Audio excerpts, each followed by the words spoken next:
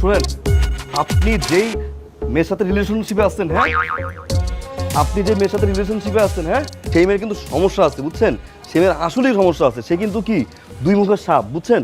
সে আপনার সাথে এটা করবে আর ছেলের সাথে এটা করবে। সে কিন্তু একটা সময় কি আপনার ছবল দিবে। আপনি খবরদার। আপনার কথা কিন্তু আমি বুঝতে পারলাম। বুঝতে পারবেন না তো এখন, যখন ছবলটা খাবেন না তখন ঠিকই বুঝবেন। আপনি কোনো খাবার অর্ডার করেন নাই? খাবার অর্ডার করবো কেমন? আমার মতন বড় লোক নাকি? Be careful. আয় আয়।